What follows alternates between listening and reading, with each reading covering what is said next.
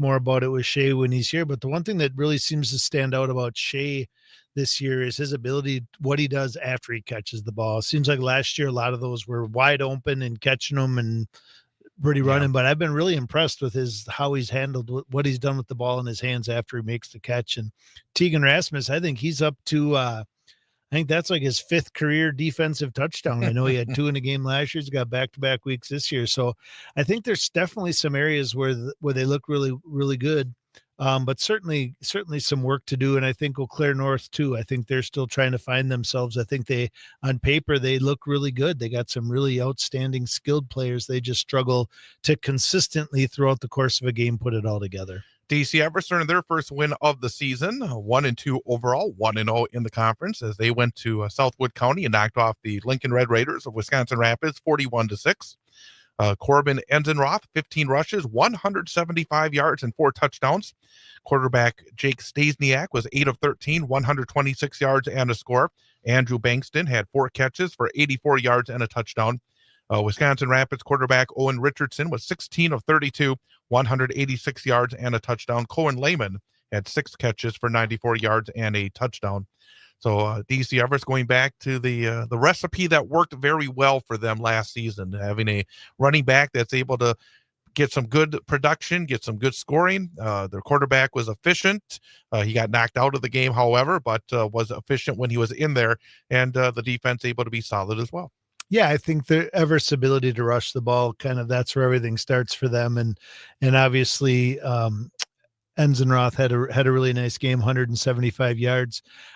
I think it speaks to maybe Everest kind of finding themselves. They desperately needed a win, right? They had 2 really tough non-conference opponents the first 2 weeks to get started, and they were looking for a get right week, and it looks like they got it. And I think much like most high school teams, your offense kind of runs off your run game. And it looks like they were able to figure that out Friday night. And I'm sure we'll look to, especially with potential quarterback issues, we'll look to continue that this Friday. And we'll definitely talk about the West Everest matchup coming up on Friday, one of those fun games here in the Wausau area, game that we'll have on 98.9 WXCO. We'll talk about that coming up a little bit later in the program. Stevens Point continues their winning ways. The Panthers are 3-0 on the season, knocking off Eau Claire Memorial 56-21. ECM still looking for their first win.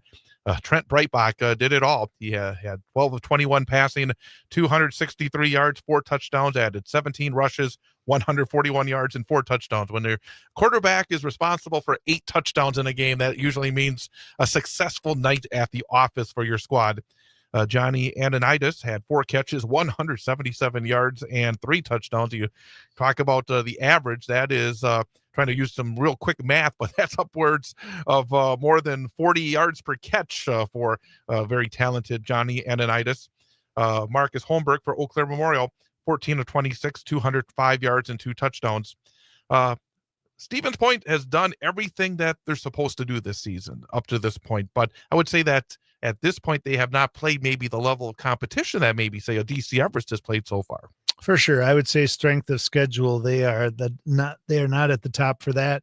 But like you said, you play who's on your schedule. And in doing that, I mean, Eau Claire Memorial has played some other tough opponents to start this season, and I'm not sure anybody put 56 on them either. So I think that I think it definitely speaks to where Memorial is, a little bit like where North is when we talk about Wausau West. But I would say, I mean, we talked about at the end of last week. What were we looking forward to last week? And my response was to kind of start to see where things shake out and where people are going to put themselves in the conference. And I think there's no question through 3 weeks that Spash has definitely put themselves on top of the Wisconsin Valley Conference, and will sit there until somebody knocks them off. I think Marshfield would love to have people say, well, they haven't had the toughest of schedules so far, because Marshfield has had a very, very tough schedule so far.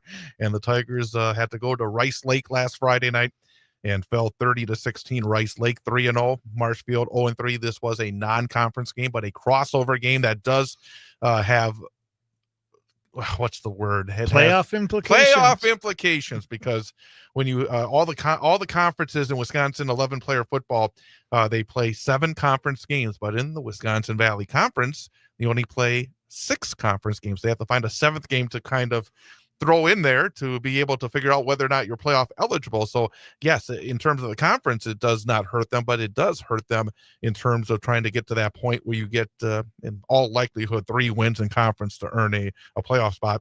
Hayden Carlson had 12 rushes, 73 yards for the Tigers. Ethan Femmel was 8 of 15, 89 yards, a touchdown and an interception. Camden Colstand had 5 catches, 63 yards and a score. Marshfield passing the football as a team, 12 of 22, 136, 2 touchdowns, 2 interceptions, but only 59 yards rushing as a team.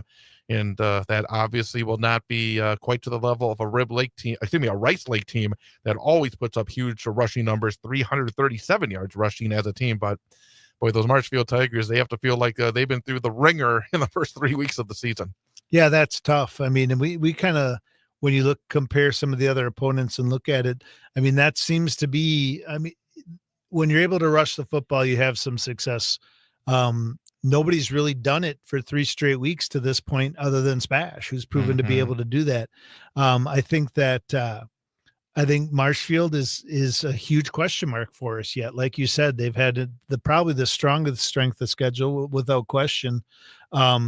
And they've been pretty consistent in those. They've been scoring about 2 scores a game and have not seemed to have been able to get over that hump. I think they had 14 or 16 the week before as well. So it'll be interesting. You mentioned playoff implications. First time we've used these words this year. And I know there's a little different formula this year. I know as far as the divisions are already established. So we'll maybe have to take a little time in the next couple of weeks to dig into that a little bit and figure out what exactly that means as we start talking wins and losses and conference wins and all that. Yeah. Hopefully somebody will do all the heavy lifting for us and have it posted somewhere you can steal it, because a lot of numbers will be involved, and that's not going to be the easiest thing to deal with. So, agreed. So that is night number 1 of the Wisconsin Valley Conference. I guess before we wrap up the Valley, what jumped out about the Valley in week 1 for you? I think I don't think there were any great matchups. I mean, realistically, I think most of them were fairly predictable. And I think everyone kind of took care of business and did what was expected of them, with maybe Marshfield Rice Lake being a little bit of a toss-up, but for the most part, pretty similar. And I think right now it's a kind of a Spash-led conference. And then we'll see once they start playing some tougher competition what that looks like for them. I will say that for a team like Everest, who had such a tough start, all of a sudden you play one conference game, you're 1-0 in conference, and boy, you feel a whole lot better, don't you? Yeah, it really does. And what we learned last year about all these teams in our conference is these games mean something as far as getting into the playoffs. But when you come to week 10, week 11, none of this stuff really matters all that much. It's what you do between now and then. The great Pete Susans probably still says it, but I remember him always saying that from a hockey standpoint, you play 22 games that don't really matter. The real season starts when the playoffs start. So that's kind of it for some of these two. And I think the crossovers are intriguing, kind of sets things up for later in the year. Great Northern Conference. And last week we had an opportunity to talk to Coach Dewey Riley of the Tomahawk Hatchets. Had a chance to talk to him about the game against Wausau East, and they did it again. Another very impressive win 2 weeks ago at home in overtime against Wittenberg-Burnham, and last week one of the oddest scores you'll see, 11-10. And because it's not really odd in terms of 11-10, it's odd how you got to 11. Usually maybe a field goal, a touchdown, and a 2-point conversion, but nope. Tomahawk had a touchdown, of extra point, and 2 safeties, including a game-winning safety in the third quarter. For Tomahawk, Max Larson, 18 rushes, 138 yards. Rex Riley, 12 tackles.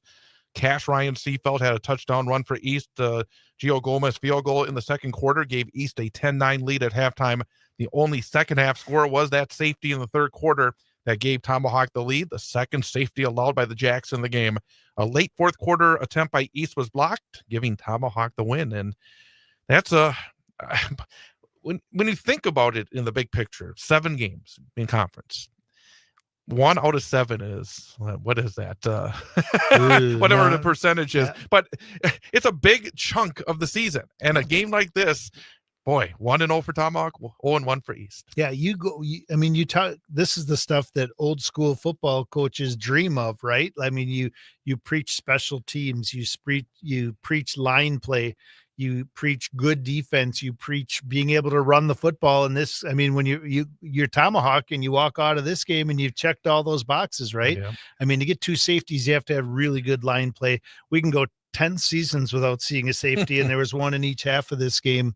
And then I think the blocked field goal at the end, when you talk special, I mean, just all really big things and that are all little things, right? Yeah. That you spend time on in that 2 weeks leading up to your first game, and you don't have as much time to work on once you get into the weekly routine. So, I mean, great win for Tomahawk and East. Those are the kind of games it seemed like they were in all year last year and found a way to win. So it'll be interesting to see how they rebound from this coming up this week. Another tight GNC week 1 matchup last week saw Mosinee at home outfight Merrill 21-14. So Mosinee 2-1, Merrill 1-2. Overall, Treve Stoffel again filled up the stat sheet, 12 of 19, 116 yards, 2 touchdowns passing, 12 rushes, 101 yards, 2 touchdowns rushing, 10 tackles, and then add a little on top of the cake, a little icing with an interception as well. Caden Yankee had a big night for Merrill, 19 rushes, 124 yards for the Jays.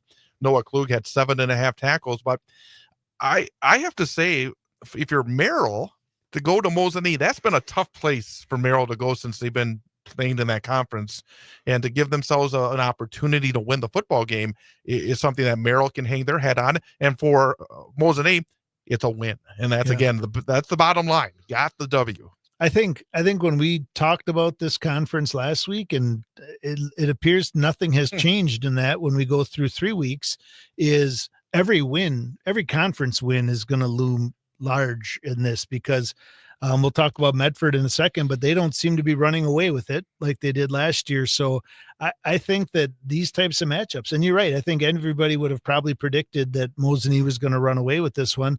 But the fact that Merrill was able to keep it that close and rush for 124 yards on 19 rushes, I think coach has a good game plan and can feel good coming out of this game. Obviously, moral victories, right? You know, that doesn't get you into the playoffs, but knowing week 1 was tough for them, and even the Crandon game, week 2, they maybe didn't dominate as how some people thought they might. So I think this was a good week 3 matchup and a good outcome. And probably the best thing in this conference, if you are those teams in the middle trying to get to the top third, it always feels better, probably historically, when Medford and Mosinee are in your rearview mirror, and they now have one of them in their rearview mirror. So another game that was very entertaining. It was really an up and down game, a game that Rhinelander led 32-29, but then Lakeland got the final 2 scores of the game, and Lakeland stays undefeated, beating Rhinelander on the Hodags home field 43-32. Declan McQuaid was 15 of 25, 189 yards, a touchdown and 2 interceptions, added 49 yards on the ground for the T-Birds. Evan Zock had a huge night, had 8 catches, 123 yards and a touchdown, and he also had a big defensive play. He stripped a Rhinelander player, recovered it, and then returned it 35 yards for a touchdown. So his big night was very big for Lakeland. Abe Gretzinger was 14 of 23, 220 yards and 4 touchdowns for the Hodags. Rowan Whitecheck, 7 catches, 101 yards, 2 touchdowns, 8.5 tackles as well. But that Lakeland team really off to a flying start. Yeah, they seem to be consistently putting things together. Been a long time since they've started a season 3-0. This is a great match, or a good rivalry matchup game in that conference. So I think Lakeland feels really good about being 3-0. And I think Rhinelander scoring 32 points and having a second half lead probably gives them some confidence and creates a very interesting matchup this week, which we'll talk about later, between them and the Lumberjacks. Yep. And then Medford got some frustration out after a couple of tough games to start off their campaign. They went to Schofield Stadium and knocked off Anago 51-18. Anago enjoyed their game a week before that, but they came back to earth as maybe the rumors of Medford's demise may have been slightly exaggerated. I would think so, yeah. Not knowing all the stats from this one too, but I mean, Medford has a formula and probably struggled, right? Again, they're in their week 1 and 2 opponents, which are very tough in that Mississippi Valley down their opponents. But I think in this conference, they probably still consider themselves the returning conference champions. And until somebody proves them otherwise, they are. Then the CWC Large, and again, some interesting results in that conference. And Loyal Greenwood knocked off Marathon 26-20. And I think when all is said and done this season, may look back at that game as maybe the difference between a playoff berth and not a playoff berth for either of these teams. Yeah. Marathon had the lead going to the fourth quarter, but a couple of Loyal Greenwood touchdowns in the fourth allowed them to win. True Thirds was 12 of 23 for 139 yards and a touchdown for the Raiders. They added 13 rushes, 66 yards, and 2 touchdowns. Garrett Bracewell, 6 catches, 82 yards and a score. Landon Hilgart, 12 tackles. But Loyal Greenwood now 3-0 overall. Raiders, 2 tough losses in a row. They had the chance to win against Auburndale last week and now against Loyal Greenwood this week, and they're 1-2. And I think we like what we've seen at a Marathon. I'm thinking they're definitely on the right track and doing some good things, and I don't think that's changed. I think what maybe has changed coming out of this game is how we look at Loyal Greenwood. Being 3-0, that mean a couple of those games early, we thought maybe their opponents were really down this year and not so much. But who knows with that co-op like that? Who knows who they got or what? Whatever, like as far as how that team is put together and whatnot. So, I mean, maybe Loyal Greenwood's kind of a team to look out for moving forward the next 6 weeks. They had that impressive week 1 win, a surprise in our minds against Abbey. And then, of course, Abbey's won the last 2 weeks. So it looks as though Loyal could be a team that really does make a little noise in that conference. Wittenberg-Burnhamwood over Wyoega Fremont 34-7. Caden Yeager, 7 rushes, 183 yards and 3 touchdowns. Bo Davis, 8 of 9 passing, 73 yards. Eddie Nowinski, 5.5 tackles, and they really put the clamps on Carter Bertishaw, the Wyoega Fremont quarterback, only 8 of 26, 66 yards and a touchdown. I saw on Friday night in the recaps, once they called this an upset. This is not an upset. No. I don't think so at all. But I think you kind of said maybe when we were talking about Medford, maybe some people are calling for their early demise. I think maybe Wittenberg was. Nobody called for their demise, but I know there were some question marks, and we had a tough week 1 game or a week 2 game actually against Tomahawk. Yeah, and so I think this was kind of their get right week as well. Stratford beat Spencer Columbus 27-15. The game was tied at halftime, but then Stratford pulled away for the win, getting on the winning track. Holy cow, they must have been really thirsty for a win. They're not used to losing games at Stratford. Brady Berg, 12 of 16, 141 yards, 2 touchdowns. Aaron Connetter, 15 rushes, 89 yards and a score. Colton Bright, 4 catches, 74 yards and a touchdown. But, I mean, it's halftime. It's tied. You're Stratford. You haven't won yet, and you're in week 3. That must have been that's a weird feeling, I imagine. Yeah, I was going to say, I mean, not only were they 0-2, which they're not used to, they were tied at halftime with Spencer Columbus, certainly not used to that as well. So obviously a good win for new coach, his first career win there with the Tigers. So I think that maybe that settles some nerves down, right? Maybe they need that win. I'm sure those kids are getting asked a lot of questions. Coaches are getting asked a lot of questions at a community like that. So maybe this settles them down and kind of gets them heading in the right direction. Certainly leaves some big question marks as we move through these matchups in the next few weeks. And they go to Whitburn this week, we'll talk about later on. And Amherst just hanging out there. 3-0 now overall, 1-0, and they went to Colby and they dominated 38-8.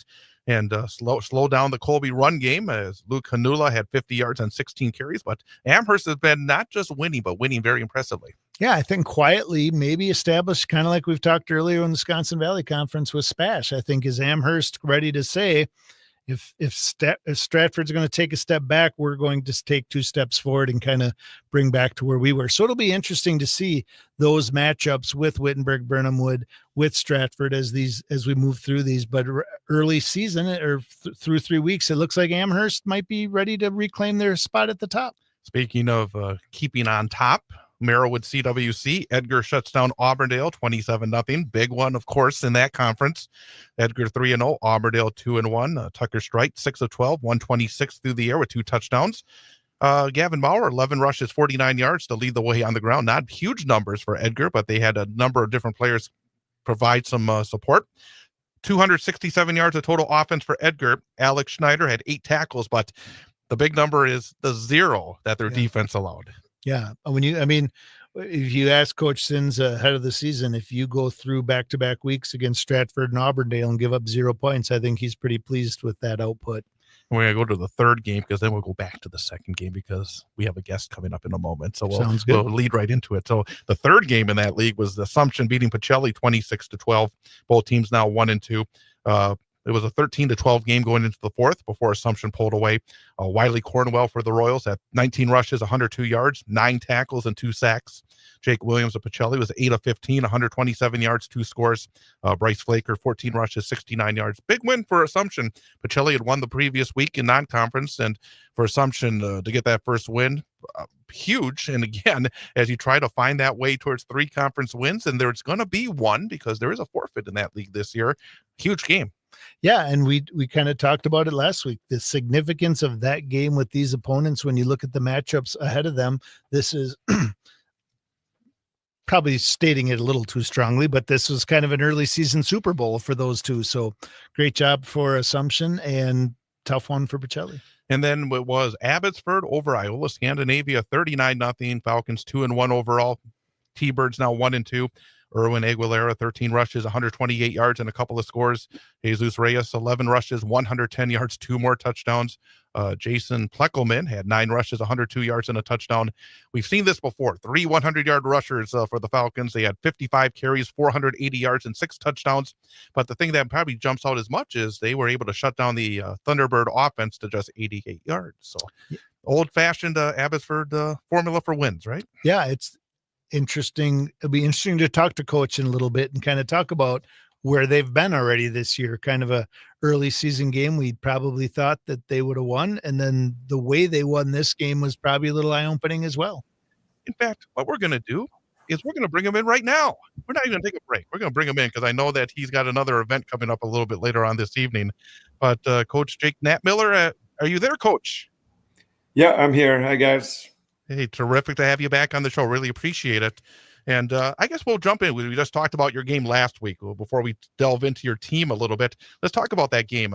Iola Scandinavia, always a very good program in that conference, and able to knock them off 39-0. What were the keys for your team last week? I think after our first couple of weeks, we were doing a little shuffling. We had a major injury in week 1 with Christian Fuentes going down, who was our quarterback at the time. And so we were kind of shuffling and not really in a rhythm the first 2 weeks. And our challenge was, all right, we got through the bumps and let's settle in and worry about us and not worry about who's on the other side, and let's get better at football. And so against them, they obviously had probably maybe their top 3 players that were returning out. And so they had some young and inexperienced guys that were playing as well, which is a challenge. But I thought our kids came out and didn't worry about those things and played the brand of football that we've seen here in Abbotsford. And it's been a little bit since we've seen it. So I was excited to see our kids come out and play kind of a smash mouth style that we used to play. Yeah, Coach, it's been interesting weeks 1 and 2 as Chad and I go through the highlights each week and talk about it. One of the things that popped out to me right away was not seeing Christian Fuentes' name in those stat sheets when they come out or whatever. And then for you to hear you say he was playing quarterback as well. Who has kind of stepped up in that role? And I guess first off, how's Christian doing? will he be able to be back this year? Christian's he's got a career-ending surgery here, and that kind of, he's our leader, and that deflated us as a group, and rightfully so. He was an off-season leader, and when your guy goes down, I think in any sport, it takes you a little bit to regroup, and our guys spent a period maybe feeling sorry for ourselves, and we got over it, but we won't see him. The guys that are replacing him, Urban Aguilera was our starting quarterback for 2 years now. The reason why he wasn't playing quarterback was our starting tight end had grade issues and was out for the first 3 games. So Irvin, being our next best experienced option, stepped into the tight end role, which you don't see a lot of quarterbacks have the ability to do. Right. So he's taken some quarterback and running back reps, and Carter Sealara Jr. has been stepping in and taking quarterback reps as well. I want to ask you again before we kind of delve even deeper with your team. We were talking about Loyal Greenwood, and you played them in the week 1. And coming into the season, you think at me Abbotsford would be, the way you've been able to perform the last few years. How good is that team? Because they've been a little bit of a surprise so far this season. Now 3-0. How good is Loyal Greenwood? Oh man, they're so big. They have some major size, and I don't know if I recall a team.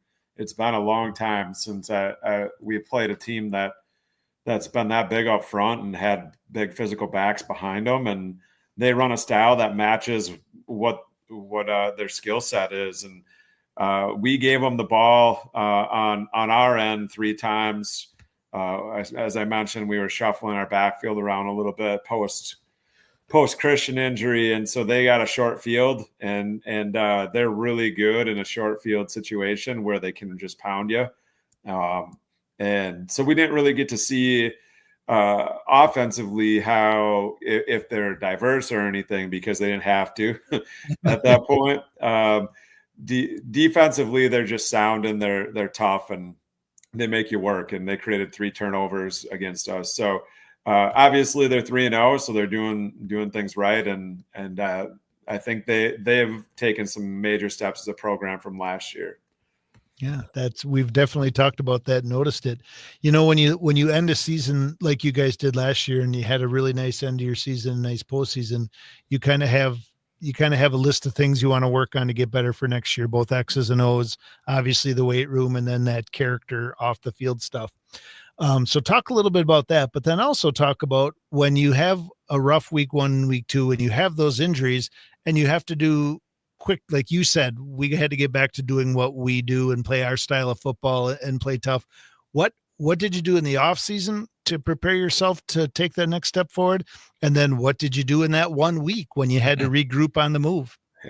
Yeah, great questions. Our big message was in our game that we lost, we missed we had a opportunity to win with a field goal at the end of the game. And that wasn't by the only play that decided the game, but we false started, which was our 8th false start of the game. And that, in my opinion, was the difference maker in a football game between 2 really good teams. And we talked about the idea of consistency in our lives and the idea of consistency in our workouts, and not I'm going to do it when I feel like it or whatever. That all carries over to the playing field. And so our upperclassmen especially, I don't think our underclassmen did a great job with that, but they also didn't get to feel the same thing that our upperclassmen did with that loss. So I think consistency was the piece going into the season, and our upperclassmen have done a really nice job of pushing that down to the younger guys, and not only leading by example, but demanding it out of them too. And I think the leadership is as strong as it has been here from that aspect. One of the things that was most interesting when we talked last season was you talked about how so many of the players on your team have not been playing since they were, barely able to walk. That learning football, learning a lot, even watching football together on the weekends. Does maybe that be part of these situations where maybe in a deep playoff run or in a pressure situation that they have to learn a little bit, don't they? I mean, maybe they learn it a little bit later and quicker than maybe some of the other teams that have had maybe that from the time you can walk, you're going to be playing some football. Yeah, we were reflecting on that again today. This year, we have 41 kids out this year, which is 12 more than last year. So the kids want to be a part of something. And I don't even know if they know what they want to be a part of. They just want to be a part of something. And I love that this is the positive thing that they can be a part of in our school, because there's other things that they could be doing that aren't so positive. And, it's crazy to think. So being a kid growing up and having parents that watch football and a dad that's played football, you think about how many kids on our 40-man roster come from those situations. And I would bet it's less than 5. And that, I think, is an anomaly in rural northern Wisconsin. I think that number is maybe low, but not even close to that number. And so, yeah, I think when you try to teach kids a game with 22 positions on the field and all these scenarios and situations that you put them in, when a big moment comes, you have to trust your training, and their training is pretty limited compared to some of the kids we go against. And it's not an excuse. It's just what it is. I think what that speaks to me when I hear you say that, for like kind of a little bit last year and building on that this year, I think to me what that speaks to is when push comes to shove, then you're relying a lot more on your culture than you are on maybe their X's and O's and their football knowledge. So that tells me that you guys are doing some pretty awesome things with your culture. So that, congratulations on that. My next question is, when I look at the fact that you guys are a field goal away from being 3-0, and last week you put up 55 rushes for 480 yards and 6 touchdowns, we're going to say the names Erwin Aguilera and Jesus Reyes and Jason Plockelman. Is that how you say that? Jackson Plockelman. Okay, Jackson Plockelman. All right. Yep. So obviously we know those guys, and we're going to say their names and talk about all their great stats. But in order to do that, you must have some pretty nice looking guys up front, or guys who are competing hard in your line. Can you talk about those guys a little bit? Hey, I appreciate you bringing them up, because I'm the line coach, and we don't get those guys don't get enough love. So, our line is straight across the board, tight end to tight end, run blocks. We're 1 for 7 throwing the ball this year, so it's not a secret that those guys are doing the dirty work. Our guys on the edge so far, Erwin Aguilera, I said, was a tight end, and he played both last game. But our other tight end is Luis Lujan Gonzalez, who is a first-year starter, junior for us, and done a really nice job learning the game of football and being a nice edge setter for us. We do have 2 seniors and a junior up front. Marcus Van Leuven and Angel Zinzun are both big, strong dudes that have played quite a few football games for us. Our junior is Julian Aguilera, who started our level 2 game at center due to an injury. So he has that experience as well. And then we bring 3 really tough, physical, hungry sophomores, Landon Auberg, Josue Zinzun, and Isaac Sundermeyer. And Isaac's really pushing for a starting role up there. They all 3 are kind of wrestler type guys, and they play with great pad level and physicality. And we have them in positions where they can move in space, and they've really excelled. And last week they sure took a jump. So that was exciting to see as young guys. Again, we're talking to Abbotsford High School head football coach Jake Natmiller here on the Big High School Sports Show on 98.9 WXCO. I want to kind of circle back to something you just said in my last question about the numbers going up double digits. I mean, for folks like us that love high school football, and you see so often where the numbers can be a challenge for a lot of schools, to see a double-digit number increase at a school your size is incredibly impressive. You said that kids want to be part of something, and they're finding something positive with your group, but at the same time, there's got to be even more in terms of your coaches, the school community, because we don't see that very often these days. And it's really, it caught my ears. I would like to know a little bit more about what's in the secret sauce for you guys, because right now that is something we just don't see a whole lot of. Sure. Yeah. I think there's 2 things. I think part of it is our kids sell the program themselves. They're excited to be a part of it. You don't hear them saying in a negative way, we have practice tonight. It's something they look forward to as part of their day. And, culture breeds culture, and the kids have set that positive culture of being together. I don't think we have any underclassmen that feel like they're undervalued compared to the older guys. And that's a really powerful way to keep kids in your program when they feel that value and see those guys as not equals, but teammates, and guys that take pride in their role on the team and what they can provide to the older guys and vice versa. So I think that's part of it. I also think Garrett Rouse, my D coordinator, and he's our head basketball coach. Brett Nelson is our head baseball coach, and him and I did a summer fitness class together. And there's so much cohesion between our programs right now. I'm also the head track coach, so we have all the main sports covered for our guys in our school. Between us 4, all being on the same page and expecting the same things, and kind of bringing that same mentality to all of our sports. I think that is part of our success rate too. I think you have to point to that as well. Coach, I know a lot of times in programs your size, even with the increased numbers this year, you probably have a lot of guys going both ways.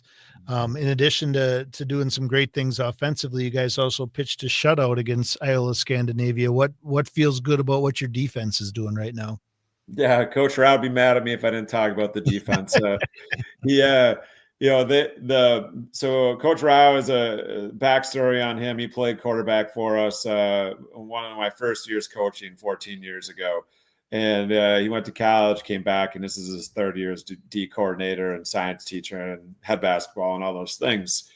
It is also the third year of our kids learning a new system, and I think sometimes it takes a few years to feel comfortable, especially with our kids' background in football. You're learning a brand new way to do things, and so I think we're starting to hit. The kids are starting to trust it and believe in the things that they're learning. And I hope that week 3 was just a start of that confidence defensively. Let me ask you about week 2 though, because I love the games where you don't have to go very far. and when you play Colby, you don't have to go very far, or they don't have to come very far to see you. Coming off the first week where, you lose a leader and you lose a football game, I imagine that having a rival and then getting a big W was a great tonic for your group. Yeah, we definitely did not play well. But at the same time, sometimes it doesn't matter if you can sneak out that W when things aren't ideal.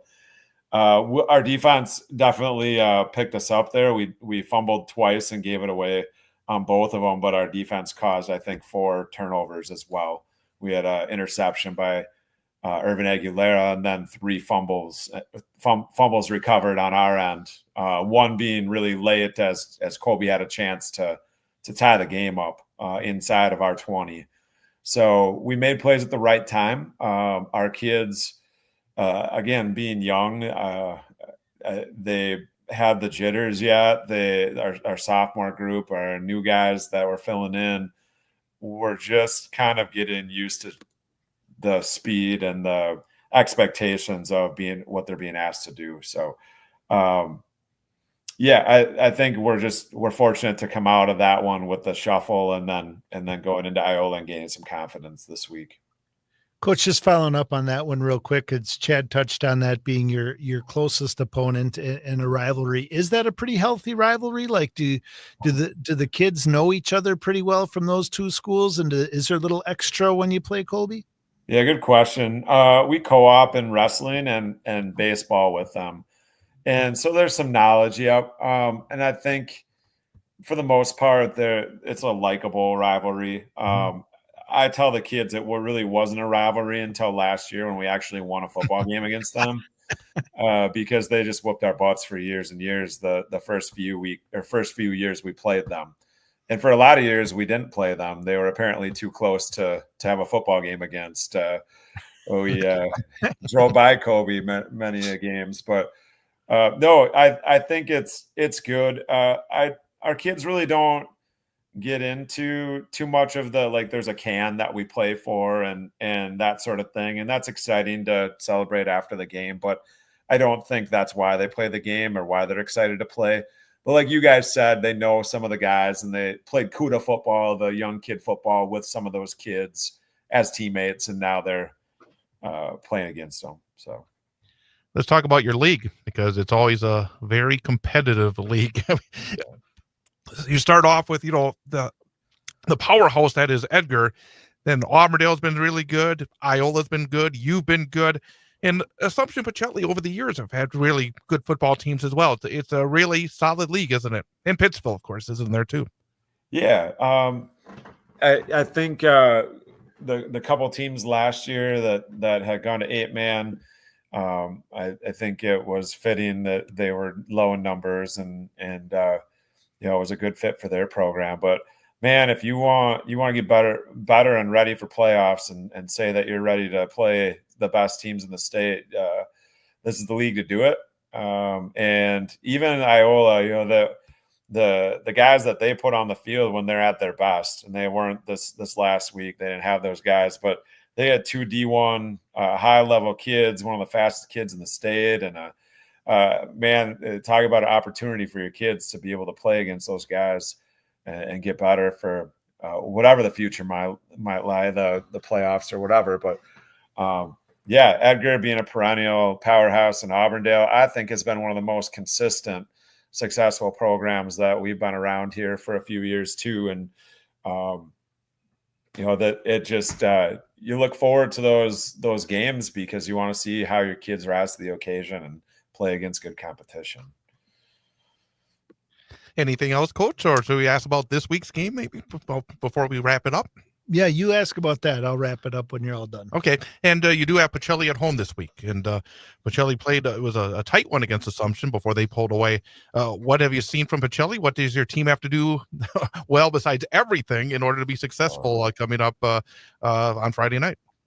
Yeah, I think when we talk about it, it's again, you have to be prepared for the other team, but you have to just trust in what you're doing and believe in your practice and your training and things like that. Pacelli they looked kind of beat up too. It's hard to tell who's going to be healthy.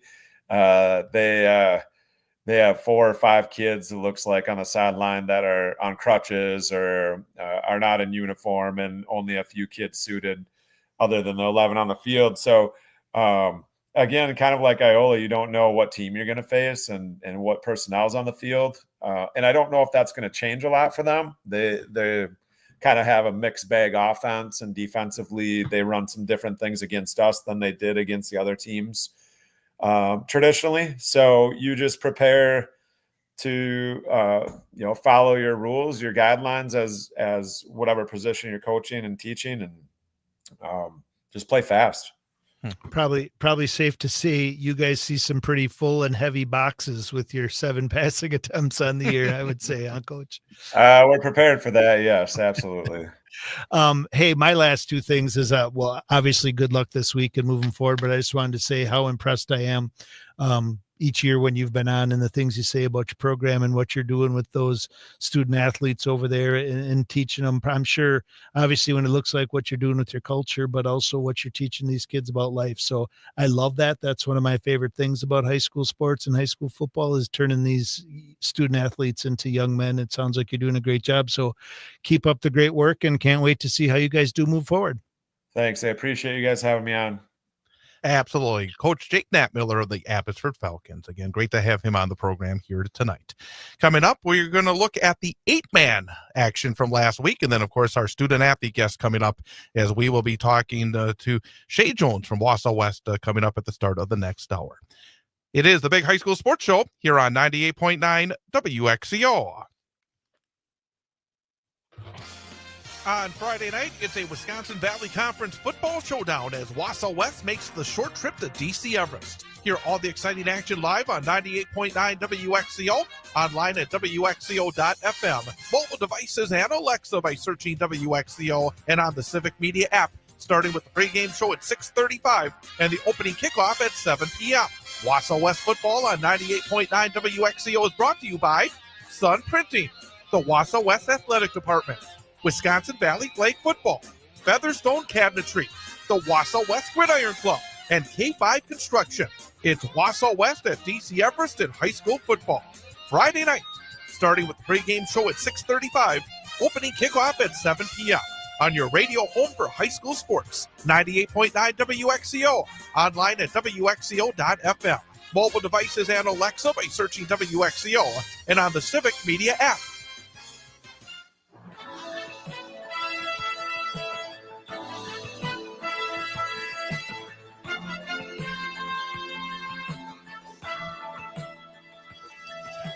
And welcome back. Big High School Sports Show on 98.9 WXCO, online at WXCO.FM, mobile devices and Alexa by searching WXCO, and on the Civic Media app. Along with Jason Foster, I am Chad Holmes.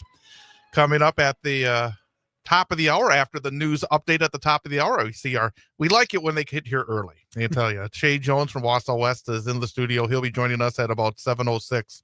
Before we talk a little bit about the 8-player results from last week, Coach, what Coach Nat Miller has done at Abbotsford is something that's beyond the wins. And obviously they won a lot of games in recent years, but the numbers, when you hear that they're getting more kids out, they're getting more kids involved, they're getting better, I would say, experiences because the kids want to be part of it. That's the thing that kind of jumps out to me. Yeah, I think it's twofold, right? We're seeing significantly more teams go from 11-man to 8-man.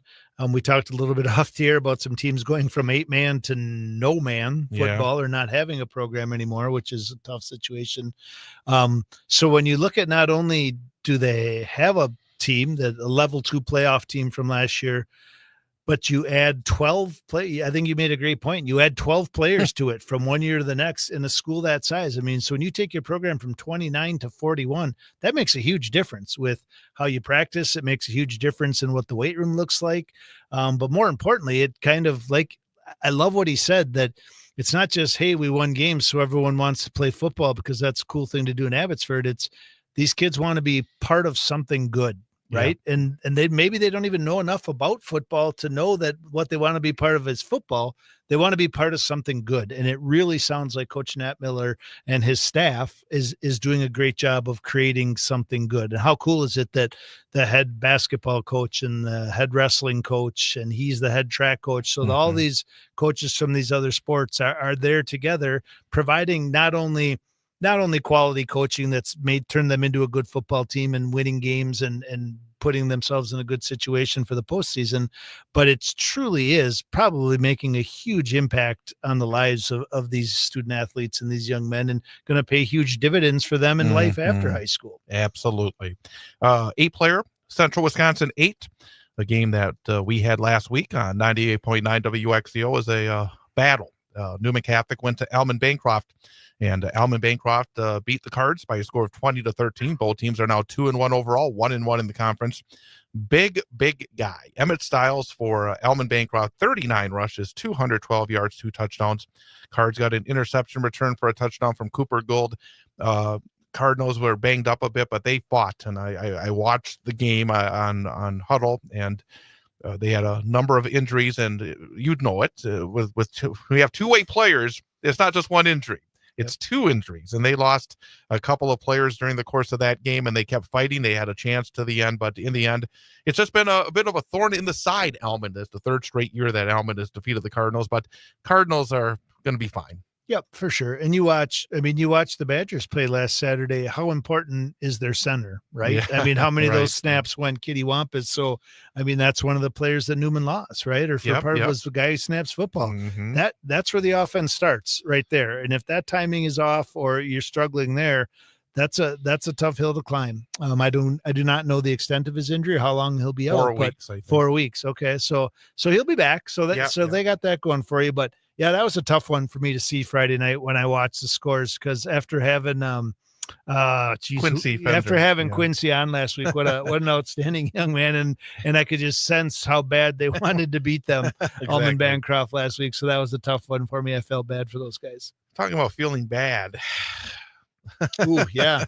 Tri-County 94, Menominee Nation nothing. And you mentioned, and I mentioned to you that this week it was announced Menominee Nation is not going to finish the season, which is a shame for everybody, especially for the kids who don't get the opportunity. And again, it's easy to make comments. I have not seen the game, but I will say, man, you hate to see 94 points put up. And again, circumstances, I don't have the exact details, but at the same time, you just wish that, because you don't want to embarrass your opponents either. Correct. And I'm obviously I'll be on the same page as you. I'm not going to pile on or whatever, but having coached for over 20 years, I do think there are ways in a football game to not score 94 points, regardless of the scenario. So, and maybe if coach was here, he'd say something different or have some reasons for it. But that's tough, especially when the outcome, and who knows with Menominee Nation too, maybe they were right on the cusp with numbers. Maybe they got a couple injuries. Maybe it isn't. Whatever. I hate saying maybe it's not safe to play, but with numbers and that sort of thing, it's tough. But to not only not be able to play this week, but to cancel your whole season. On the flip side of that impacts their next 6 opponents, right? Yeah. Like there are now 6 games. When we talk about, I mean, at least the 8-man teams are 9 games this year. 8. So they're at 8 games. They just started a week early That's because right. they have a week of extra and they'll playoffs. end the same. There we go. Well, I know Newman's looking for a game now. Well, that's what I mean. they have so this brand new you place have to 8 play. games, you Yeah. lose one of them off the bat. So it's horrible for Menominee Nation, but it also impacts 5 more opponents coming because Yeah. they have 3 in. Yeah. So 5 more teams are now looking, and finding a game at this juncture is nearly impossible. Looking up under every rock. I think Yes. that's what Newman is. I think some of the teams to watch in 8-player, Gilman, I think is right now thought of as perhaps the number 1 team at this point, which means nothing, of course, but they had another big win, 48-12 over Frederick. McDonald is another team that's expected to be among the top teams. They knocked off Lake Holcomb 55-0, defending state champ Owen Withy after being whooped by Gilman in week 1 has bounced back well the last 2 weeks. They beat Cornell 50-0 last week. Athens lost for the first time. They lost to Flambeau 48-12. Athens now 2-1 on the season as well. So again, a lot of action going on. We'll talk about the schedule for this coming week as part of our second hour of the show. But coming up after our news update here in just a few moments, we'll have our student athlete guest for this week from Wausau West, senior Shay Jones. So that's coming up. Hour number 2 of the Big High School Sports Show here on 98.9 WXCO.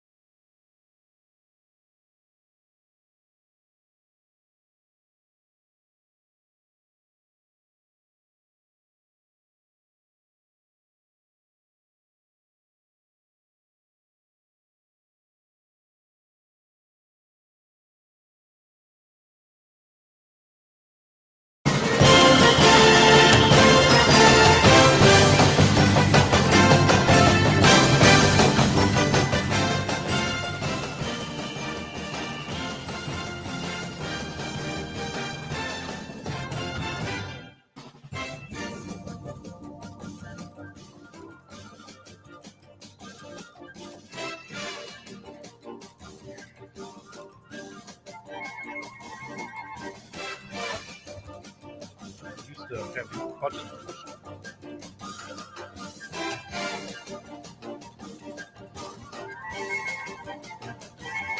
And welcome back. It is hour number 2 of the Big High School Sports Show on 98.9 WXCO, online at WXCO.FM, mobile devices, and Alexa by searching WXCO, and on the Civic Media app. Also on YouTube.com at the 98.9 WXCO channel as well.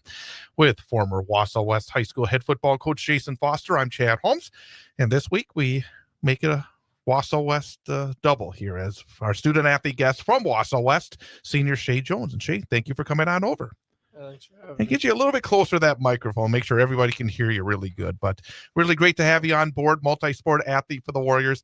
Before we talk a little bit about your football and your hockey and everything else, it is Everest week. And going into Steam Stadium on Friday night, what does it mean to you and your teammates when you face off with Everest over there? I think this is a big week for us. Obviously, losing to them last year was kind of like a big circle on the schedule this year, and I think it's getting a lot of the guys on the team excited and fired up. So, being a senior this year and having a really nice start to your year, both team being 2-1 and you having a really nice start, what has been your focus? Because I know you're one of the captains, one of the leaders on the team. What was your focus this off season and as we've gone into the beginning of the season to take that step from where you guys ended last season to where you want to be this season?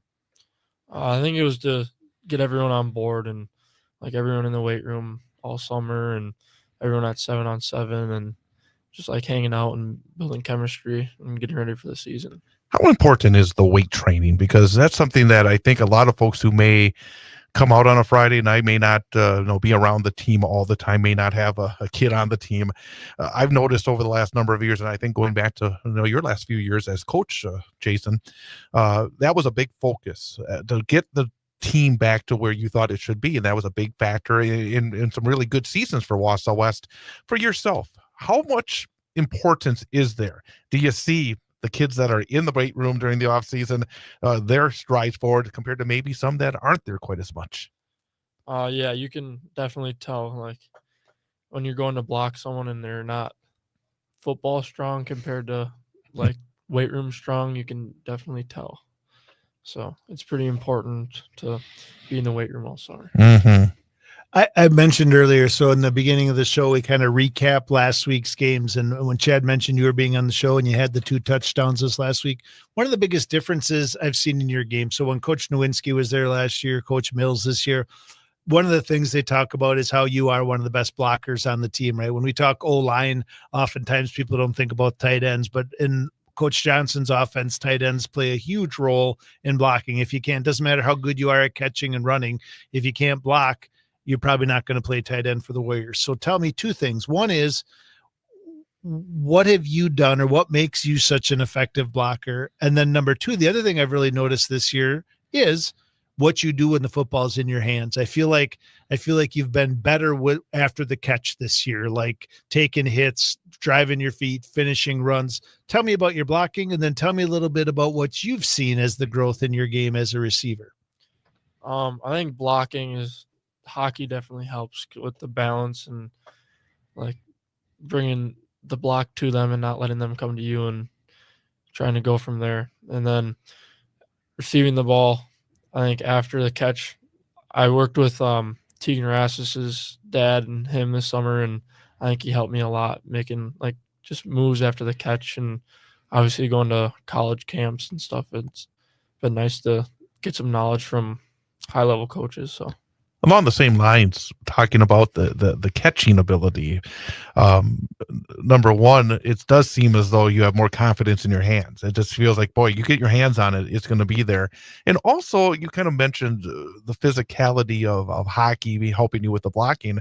I thought on the was it the second touchdown catch to the left-hand side from where I'm looking at it, where you use your body very well against the defender. How much of your, because using the body as a defenseman in hockey is so vitally important in terms of angles, in terms of trying to, use your body as an additional defender in a sense. It looked like you used a little bit of that in one of those catches last week. Would you agree with that? Yeah, I would agree with that. Talk a little bit about that play, because I found it incredibly interesting, because you seem to know exactly where the defender was. Could you maybe talk through that play and maybe what was going through your mind on that play? Yeah, so we ran the play and the guy was camping over me and I saw him, so I tried to cut him off and go to the left a little bit and he followed and I saw him in my side view and I saw he was going to come for the pick and I kind of used my body to get in front of it and catch the ball. So real quickly, Jason, one more question about that play and just generally. You mentioned Tegan working in the offseason with him and his dad. Your quarterback is also one of your defense partners on the ice during the season in Joe Gravine. It looked like he had a lot of trust in you on that play because there was not a lot of room. That was a pretty small window. Does having that trust factor both on the ice and on the field help you with your quarterback? Yeah, I think me and Joe spend most of our time with each other. So I think that helps with the trust and him throwing the ball to me and on the contested throws for sure. So yeah, Chad, you kind of stole that one from me a little bit, but no, I'm gonna ask a follow up because you didn't go quite as far as I'm gonna with it.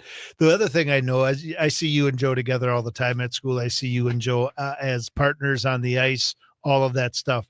But I also know that as close as you and Joe are, sometimes that closeness is almost like being brothers. And sometimes brothers don't always get along as well as they should. Is that part of the relationship too? Like in game, are you willing to tell Joe some things about how he's playing? And is Joe willing to kind of give it back to you a little bit? Do you guys kind of have a little bit of that give and take in their relationship as well? Yeah, I think we both get frustrated in the games and tell it to each other sometimes, but at the end of the day, we're chill and friends. So. And that's ultimately what makes the relationship work, right? But I've kind of witnessed it firsthand, and I'll see something happen in a game and I'm like, oh, Shay's going to say it's like if you were open and he threw it to somebody else and it's not a completion or whatever, I'm like, Joe's going to hear about it when Shay gets back to the huddle. It's kind of that kind of relationship. Yeah. Cool. When you look at the season so far, and it's hard to believe, and I hate using that term hard to believe because if we do it, you can say it all the time, but the fall season goes by so quickly. Sometimes the winter season seems like it's a lot longer. It is a lot more games, and it just goes over the holidays, and it just goes to almost spring. But football season seems like you kick it off in week 1, and before you look up, you're a third of the way through the season, and that's where you stand right now. 2-1, 1-0 in the conference. How do you feel about how the team has come together at this point, especially since practice started through the first 3 weeks? Has it been the kind of start to the season you expected? Has it been surprising in any way? Yeah, I think it's been surprising. Obviously losing 4 out of the 5 of our O-line, it was going to be like a surprise to us, and I think our line's come together and put a good fight on for most of our games, so I think that surprised me the most. But other than that, I had confidence throughout the whole season and that we were going to have a good season. So we've talked a little bit about Joe and your relationship. Who are some of the other guys who, when you look at practice, maybe guys who don't show up in the stat sheet as much, like maybe the guys who aren't catching the passes, running the balls, throwing them, who are some of the guys who day in and day out through practice, in the locker room, who really stand out on this team as being important, having important roles and being a big part of the success? I think a lot of our O-linemen are like those guys because they're always bringing the intensity in practice and like using each other to build off of each other and create more energy. And then I also think like just like the scout guys, like they're all there to make us better and they're there to get better too when their time comes. And so I think probably mostly our O-line. So. Again, we're talking to Shay Jones, Wausau West High School senior, our student athlete guest this week on the Big High School Sports Show on 98.9 WXCO. We talked about a couple of areas where you've taken pretty good strides this season. Where else do you think that you're still looking for strides as you get into the final 2/3 of this season personally? Any areas that you say, okay, I think I can get better in this area of my game? Yeah, I think me separating myself from the defender on a pass, I could probably get better at that and maybe use a little bit more speed, get faster. I think that would be one of my biggest ones. So Let's turn to hockey, because I love hockey, and I know you love hockey, and I know you must love hockey as well. You made it to the state tournament last year. What did that experience mean to you as a high school athlete? It was crazy. Obviously, we had to play some tough competition in our section, and we've always, all the way up through youth hockey, we've always had to play point, and they were the powerhouse of Wisconsin, and we always lost. And finally making it with one of the best teams we've had made it so feel so fun. Like, it was an unreal experience.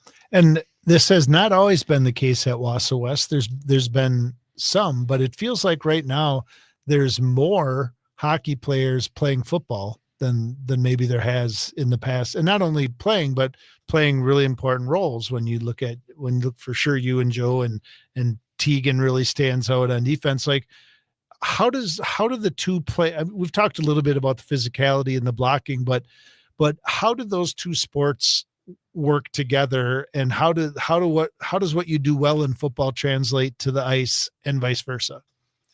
I think football really stands out to be like more of a leader and like stay focused on the game, and football translates to, or hockey translates to football, like this, what I said before. So Looking at yourself as a defenseman, you're a big defenseman. You've been a big defenseman ever since I started seeing you on the ice at Wausau West.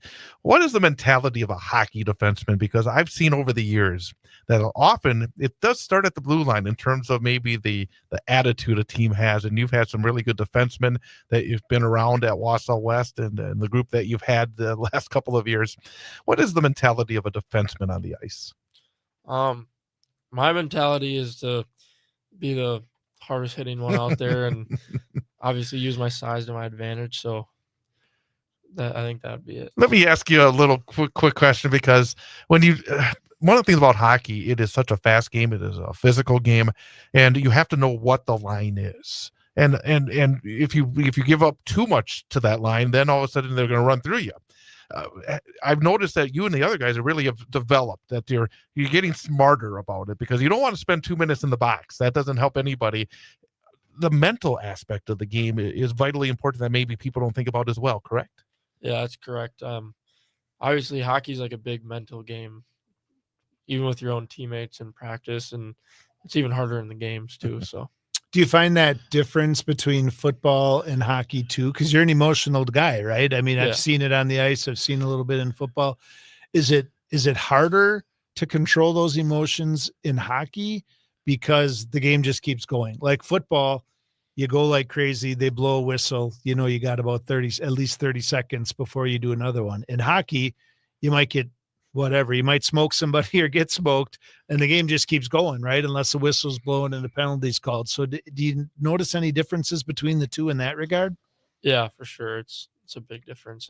The whistle kind of helps with going against Helps you someone. reset a little bit and Yeah. get dialed back in. I know that Coach Johnson and the rest of the coaches would hate me to ask this now, but I'm going to look ahead, and I'm going to ask you for a moment to look ahead. What are the expectations when you get to the winter? Because with coming off a great year like you guys had, to get to the state tournament, having yourself and some other really talented players back, I imagine there has to be some excitement looking ahead to the winter. Yeah, I think one of our big expectations is making it back to the state tournament and doing better than we did last year. And now having the experience, I think we have the chance to win it all. So Outside of sports, what do you like to do? I like to go hunting with my friends and spend time with my family and go fishing. Do you have a favorite class in school? Yeah, I like Microsoft Office probably this semester, but in the past it's been building trades. So Nice. Any thoughts on what you want to do or what your plans are for after this year? yeah, I think I'm gonna go to college. I'm talking to some schools for football, so we'll see where the season takes me and see where I end up. So What do you want to do? Like, in addition to playing football, what are you thinking? What do you want to go to college for?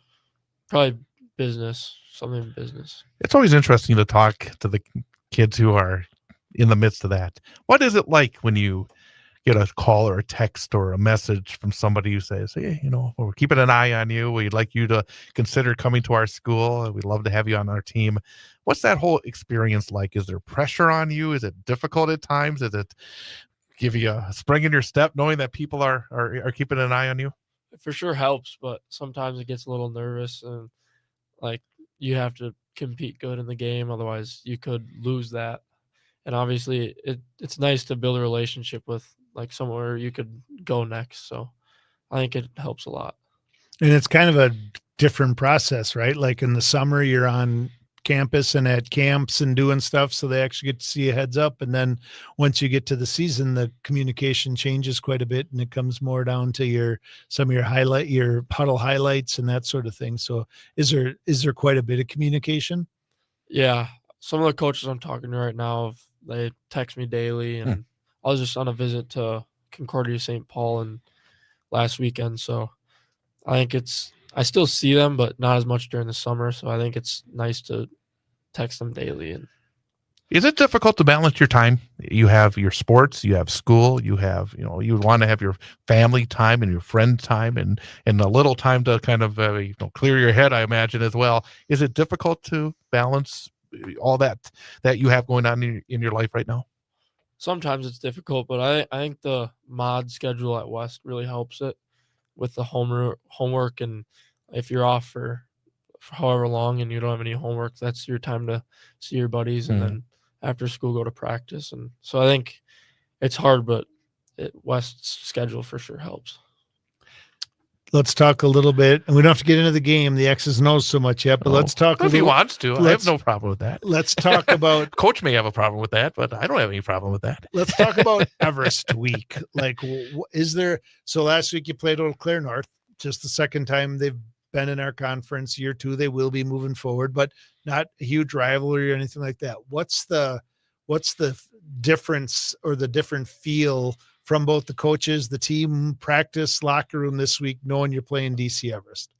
I think everyone's getting excited and pumped up, and everyone's come together, and we've had really good practices this week, and we've been playing music and going 100% in practice. So knowing it's a close rivalry, and it is in other sports as well, hockey and wrestling and all the different things that everybody plays, any good-natured social media stuff going on out there, rivalry, anything? You don't have to know names or anything, but is there some extracurricular stuff going on out there that fires up the rivalry a little bit? Yeah, there's for sure been some talking between our school and their school, but I think that also helps, and it also helps with every sport playing them this week, so it's all focused on one school.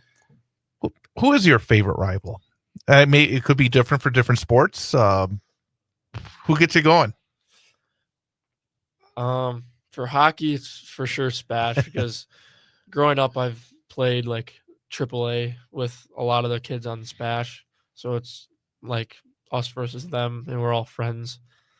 And then for football, it's probably Everest or Spash too, because most of those hockey guys, not most of them, but some of them play football too, so it's kind of like that relationship. But Everest, like, we were never friends, so it's their true rivalry.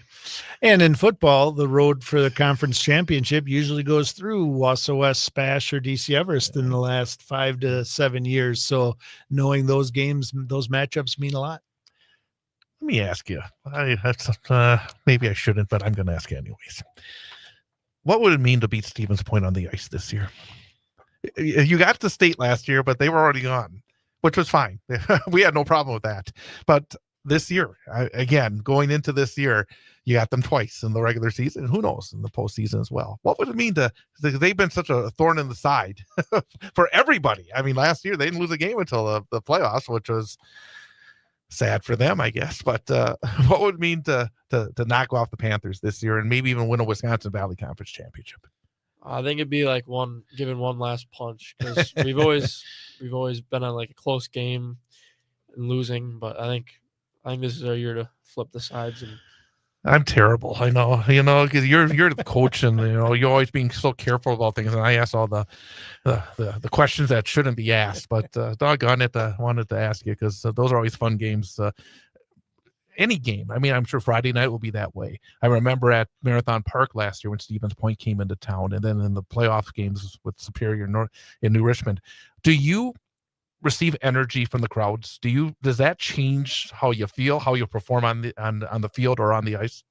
Yeah, it for sure does. Like when you have your whole school behind your back and cheering for you on the sidelines, it's for sure like an addition to the hype on the ice. Like we usually play way better when we have fans there and the game is rowdy compared to when there's not much fans there and it's just family members. And Tell me what it's like, since we've talked a lot about the football and the hockey together.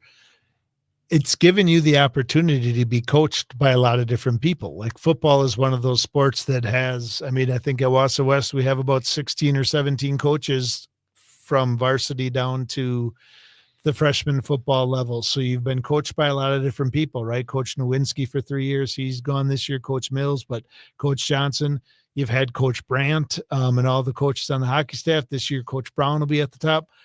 How has that helped you as an athlete to be coached by different people with different styles and to kind of prepare you not only to be a better athlete and to win games, but also to be a better young man? I think building a relationship with them really helps, and they all bring like different points of views to the story, and the way they like coach you could be different from the other coach, but they're all trying to get the point across that's the same. So anything else before our final question? No, I think it's been really exciting watching you for 3 and just almost a third of a year now. So super best of luck this week against Everest. Can't wait to see how the rest of the football ends up, and then the rest of your senior year and when you make your decision about where it is you're heading after high school. So great job so far and good luck the rest of the year, Shay. thank you. And I got one final question, because we always ask our student athletes, especially the seniors, especially the multi-sport seniors, because you've had so much experience in so many different ways. But based on your experiences, what piece of advice would you give a freshman who's just starting their journey, whether in football or hockey or whatever it may be at Wausau West, based on what you've learned over the last 3+ years? I think everything you do towards your sport matters, because you could be building a relationship with your friends that later on helps the team chemistry, or you could be lifting in the weight room and getting stronger for when it is your time to be a star on the field or rink. So fantastic. Shay Jones, again, really appreciate you stopping on by. We'll look forward to seeing you on the field on Friday night over at Steam Stadium, and best of luck during the football season and the hockey season and the rest of your senior year. thank you. Shay Jones, again, our student athlete guest here this week on the Big High School Sports Show. We're going to take a quick timeout and come right back and look ahead to week number 4 of the high school football season here on the Big High School Sports Show on 98.9 WXCO. Are you passionate about local high school sports? So are we. WXCO 98.9 FM is proud to be the only station in Wausau bringing you live, play-by-play coverage of high school sports, game after game, season after season. But we can't do it alone. We are currently seeking local sponsors and community partners who believe in the power of sports to bring people together, inspire youth, and energize our hometown pride. Promote your business, support our local athletes, be heard by thousands of loyal local listeners. If your business is interested in supporting live sports broadcasts while gaining valuable exposure, now is the perfect time to become a WXCO sports sponsor. Message us on our Facebook page or call or text our sales rep, Aaliyah, at 608-573-1597. That's 608-573-1597. Let's keep Wausau High School sports on the air together. We are the NFHS. That stands for the National Federation of State High School Associations. But really, what we stand for, together with the WIAA, are the 178,000 high school sports students in Wisconsin. And so we stand. We stand for the runners, soccer and basketball players. We stand for their coaches, administrators, and officials. We stand for the swimmers, football players, and wrestlers. We stand for the golfers, softball, and volleyball players. We stand as the national leader and advocate for high school athletics and all who participate in them and make them possible. Because it is high school students get to play, perform, and compete together. To learn more about who we are and what we stand for, visit nfhs.org.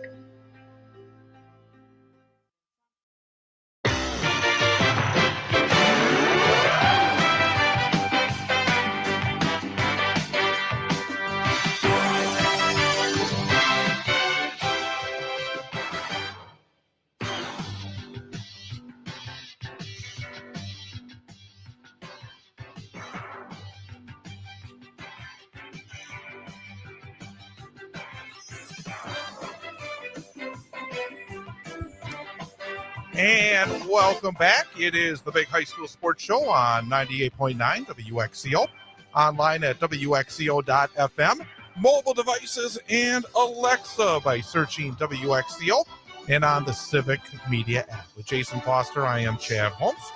And again, great to hear the thoughts of both our coach guests and our student-athlete guests for this week.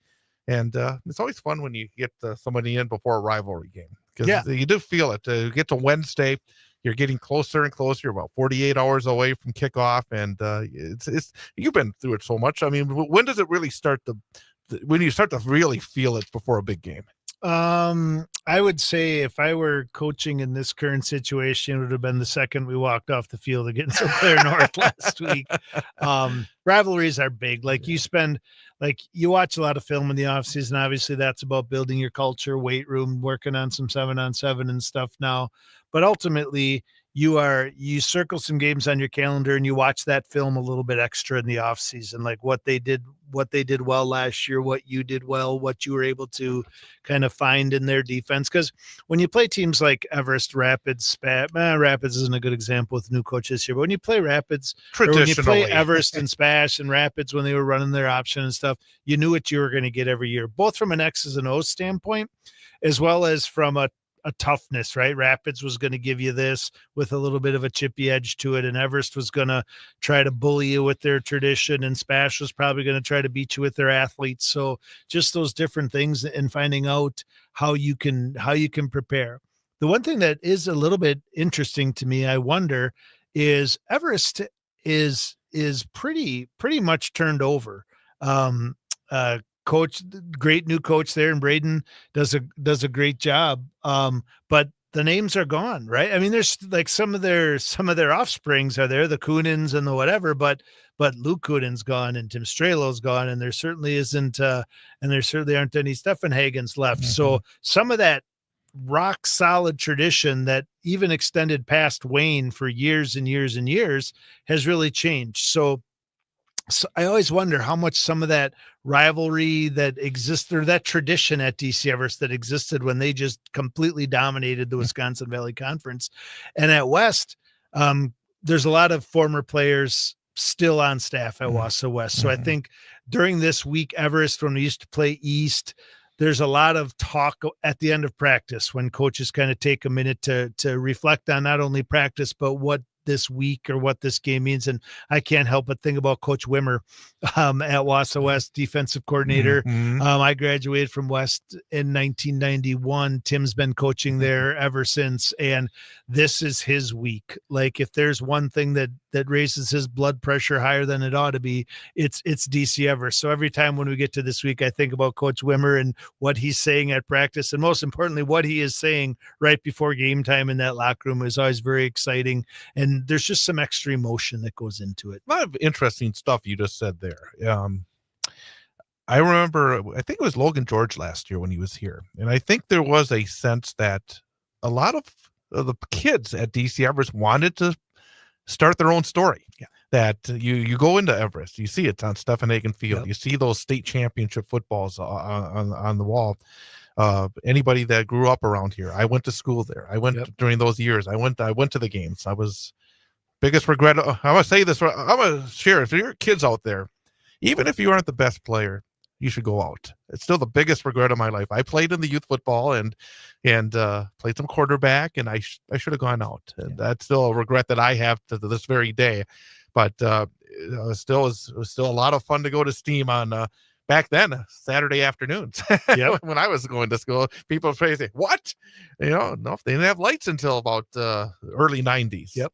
But I do think that this group of evergreens, starting with Coach Mitchell and going through all these kids who did so much good last year, they want to start to build their own story. And I think that it doesn't, I don't think it takes away from the rivalry. This makes it a little bit different in some ways. It sure does. And I think that kind of has fed into what's happened for the previous 10 years, like post Stephen Hagen to Coach Mitchell, right? Like there was a time in there where I think that the coaches, and there's nothing bad about this, but that was kind of what they knew and the tradition they worked off of and lived off of.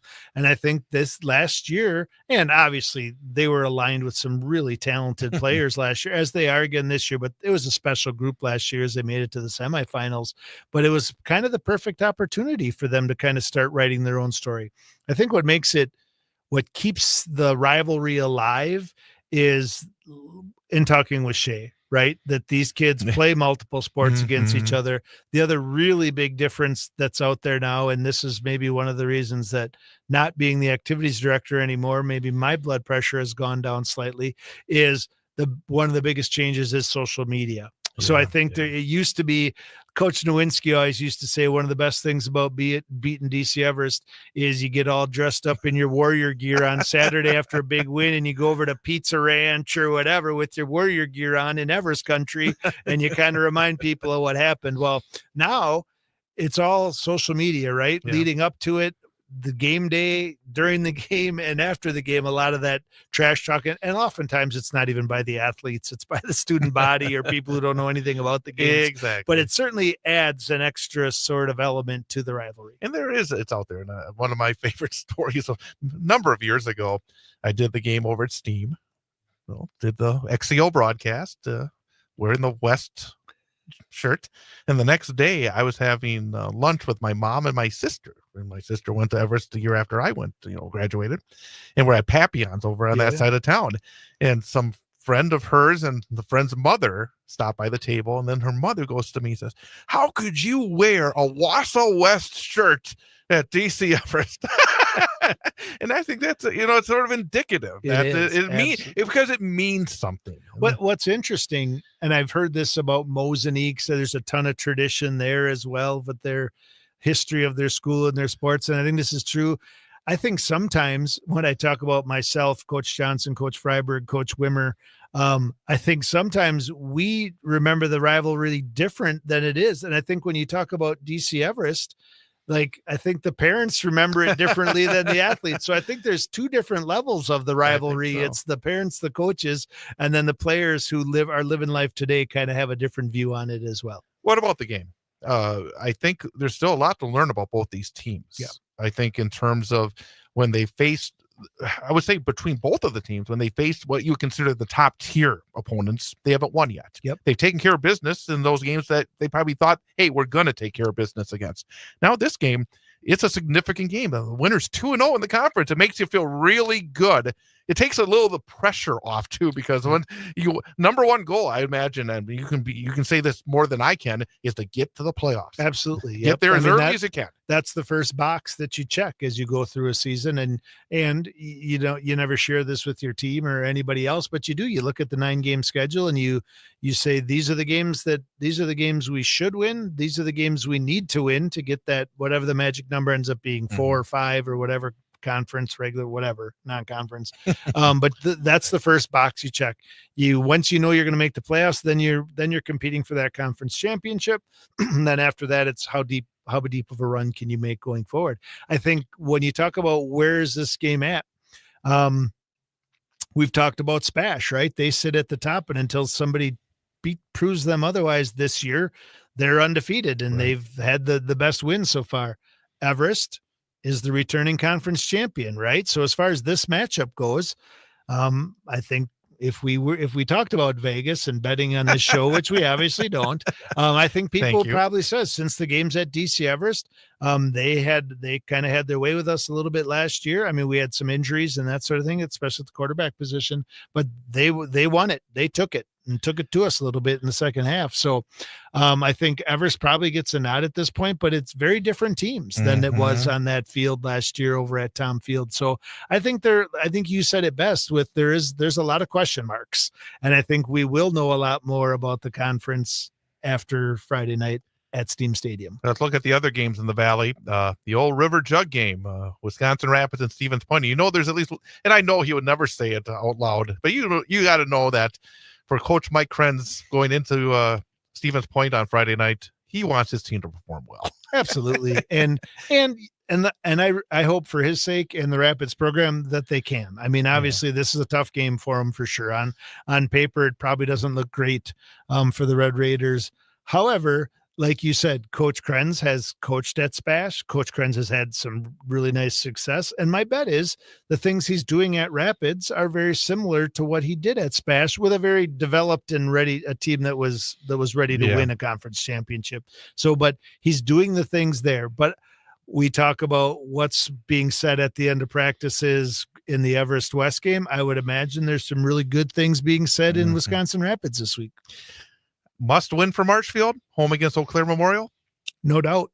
Yeah, I really think it is. And based on what I've seen, I think they take care of business. I guess my question with Marshfield is, and who are they on offense, right? Because with what they've done, they haven't really rushed the ball well. They've still using 2 quarterbacks, it looks like, based on the numbers from last week, and neither one of them seems to be setting the world on fire. So when they go up against an opponent that has struggled 0-3 coming into this game, I think they're really trying to establish who and what they are. And honestly, with Marshfield being 0-3, very tough schedule, mind you, 0-3. They started slow last year and got to the playoffs. Yeah, I was going to say, and I would say Eau Claire Memorial probably looks at them and says this is one they feel like they have to win as well.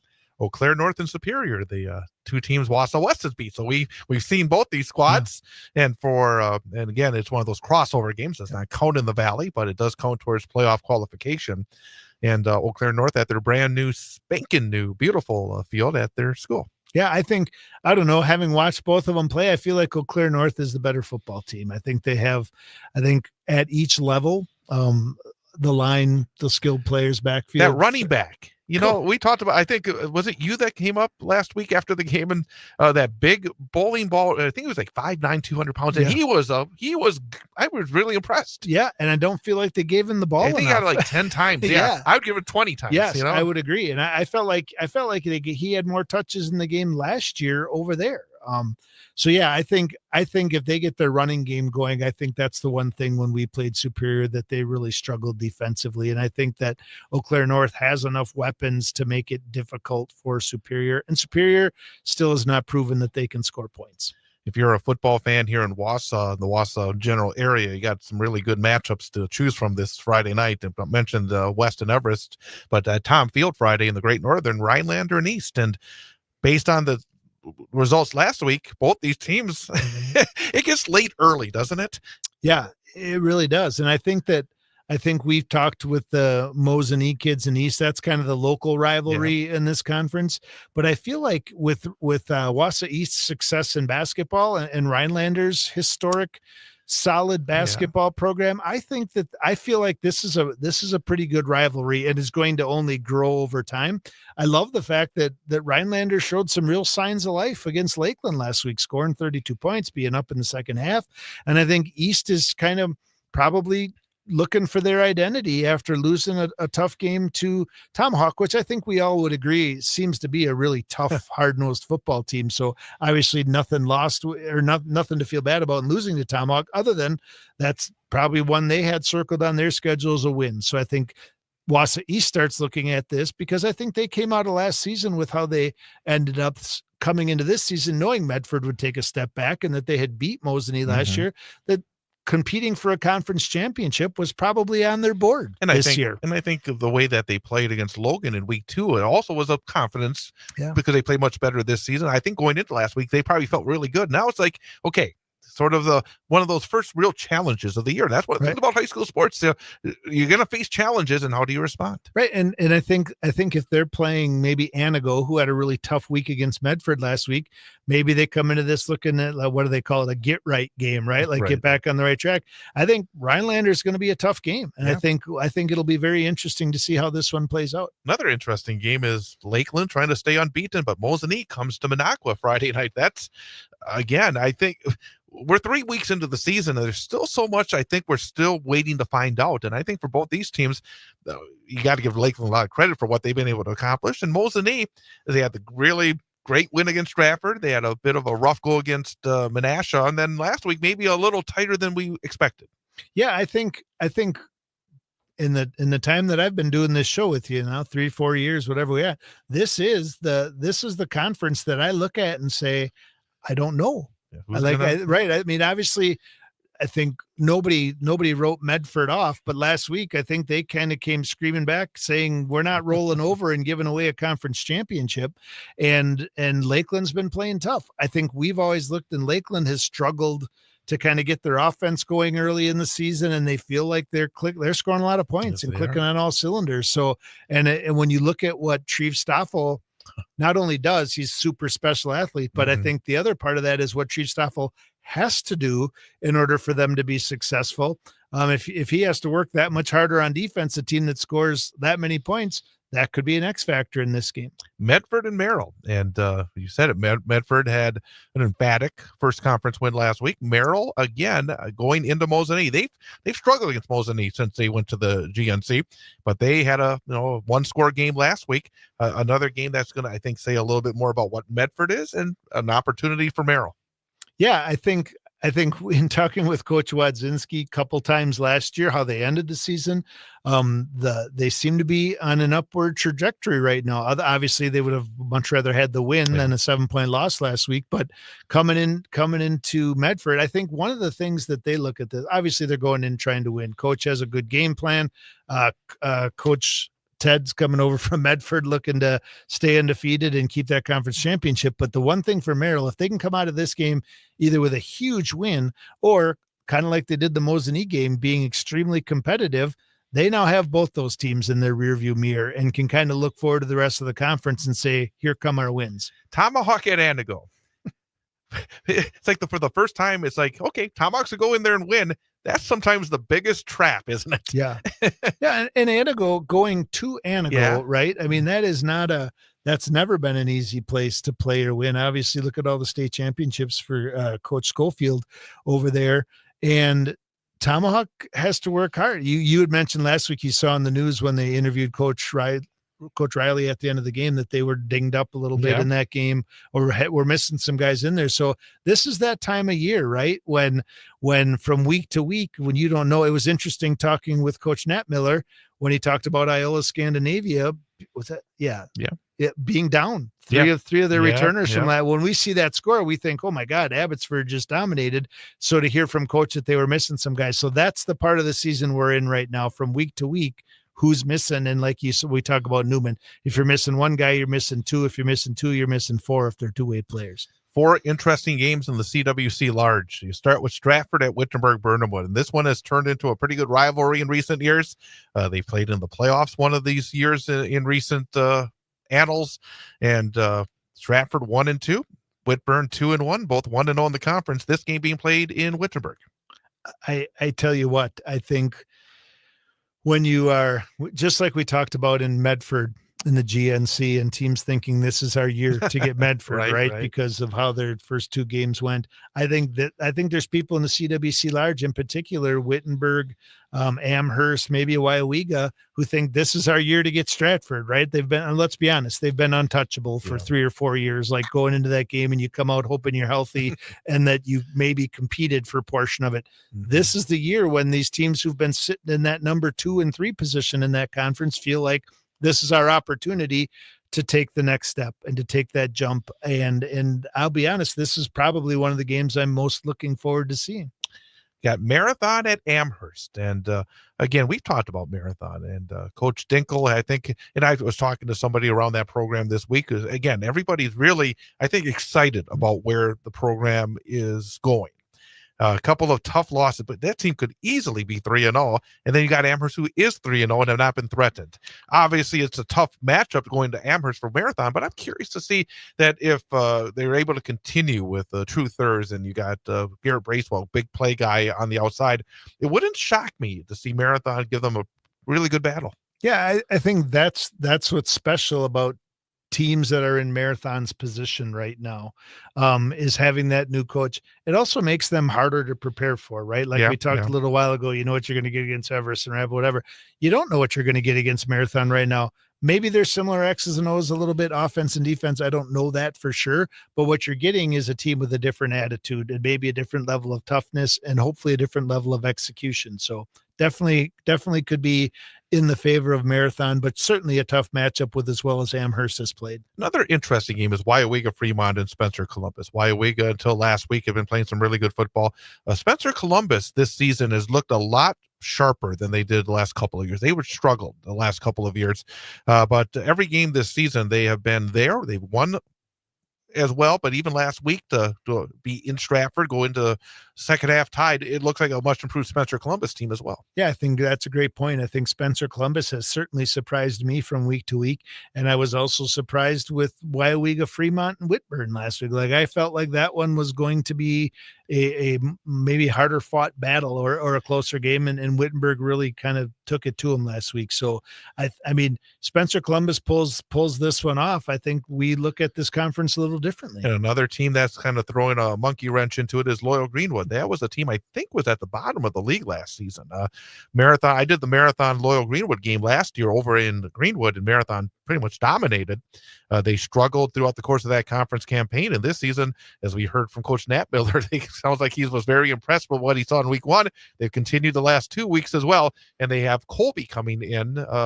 They could be 4-0. I mean, that I don't think many people had that on their bingo card. No, and obviously at Loyal Greenwood, that certainly helps. I don't actually know which one it's at, Loyal or Greenwood, but I think that's in their advantage. And I think the one thing that stuck out to me about what Coach Nat Miller said about Loyal Greenwood was their size and their physicality. And I think in a conference like that, that size makes all the difference in the world. Merriwood CWC. Edgar has a field game this week. Rosholt left the conference. This would have been the Rosholt week, and they're facing Marquette Academy. And I can say I don't know anything about Marquette Academy, but I would imagine that going into Edgar, they're going to be tested.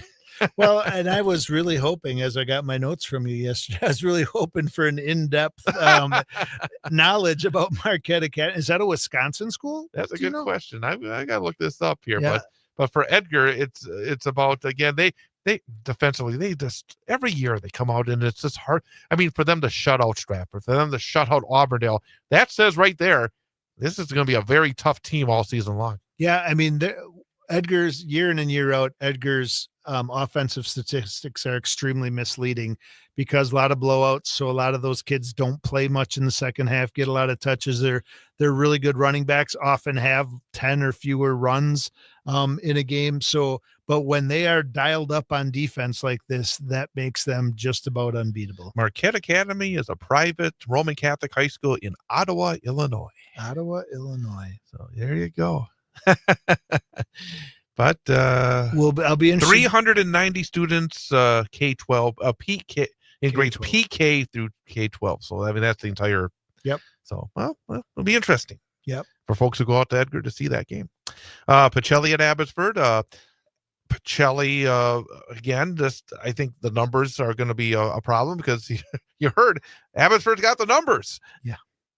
Abbotsford has the numbers and they rush for 400 or 500 yards a game. I think when Abbotsford gets to these games, the Pacellis, the Assumptions, I think that makes Pittsville probably as well, stopping their run game with what they get off the bus with these other schools, smaller, hurting for numbers and probably hurting for size as well.